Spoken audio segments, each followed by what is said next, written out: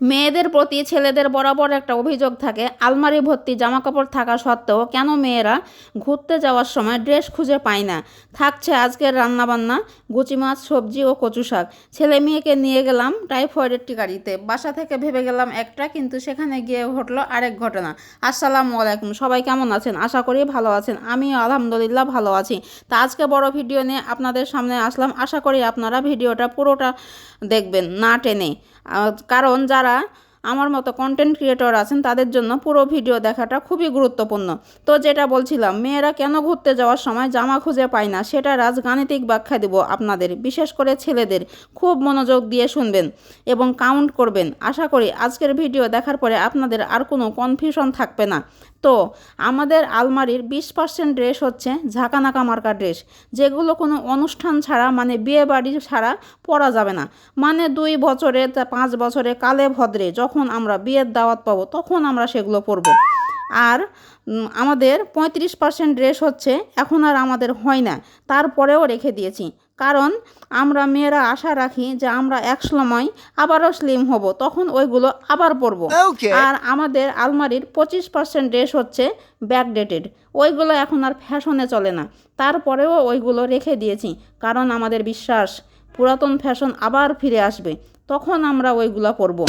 আর আমাদের আলমারির 5% ড্রেস এখনও বানাইনি বা পরিনি একদিনও, কারণ ওইগুলো কি মনে করে কিনেছিলাম, কিন্তু এখন আর ভালো লাগে না, তাই আর কখনো বানাবো না, পরবও না। আর আমাদের 10% ড্রেস বিভিন্ন জায়গায় পরে ফেলেছি, এক জামা কতবার পরবো তাই বলেন, তাই আর পরি না। আর বাকি থাকলো মাত্র 5%। তো ওইগুলো তো আমরা বাসায় রেগুলার পরি, ওইগুলো পরে কোথাও বেড়াতে যাওয়া যায়? আপনারাই বলেন। এই জন্য আমরা যখন কোথাও বেড়াতে যাই তখন ড্রেস খুঁজে পাই না, তাই আমাদেরকে আবার নতুন করে ড্রেস কিনতে হয়। বুঝেছেন? একেবারে ক্লিয়ার। আশা করি আজ থেকে, মানে আজকের পরে আর কোনো মেয়েকে জিজ্ঞেস করবেন না কেন তোমাদের ড্রেস নেই। তো অনেক কথা বলে ফেললাম এবং এর মধ্যে আমার রান্নাবান্নাও শেষ হয়ে গেছে। ছেলে মেয়েকে নিয়ে যাচ্ছিলাম টাইফয়েডের টিকা দিতে। আমরা বাসা থেকে ভেবে গেলাম একটা, ওখানে যাওয়ার পরে হলো আরেকটা। মানে আমি তো ছোটোবেলায় ছেলে মেয়েকে একা একাই যে টিকা দিয়েছি, তারা তো তখন টিকা কী জিনিস সেটা বুঝতো না। এখন তো বড় হয়েছে, সেটা এবং বুঝে গেছে, তাই একটু কষ্টই হচ্ছিল। আমরা ভাবছিলাম আমাদের ছেলেটা বেশি একটু কান্নাকাটি করবে, কিন্তু সে করেনি, বরঞ্চ উল্টো আমার মেয়েটাই বেশি ঝামেলা করছিল আর কি।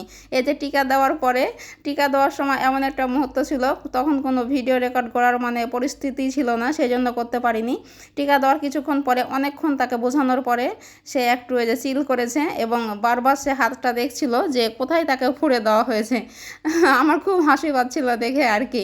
তো আজকের ভিডিওটা এ পর্যন্তই। কেমন লাগলো আজকের আমার আলমারির বর্ণনা দেওয়া এবং সব কিছু মিলে ভিডিওটা কেমন হয়েছে সবাই কমেন্ট করে জানাবেন। আসসালামু আলাইকুম।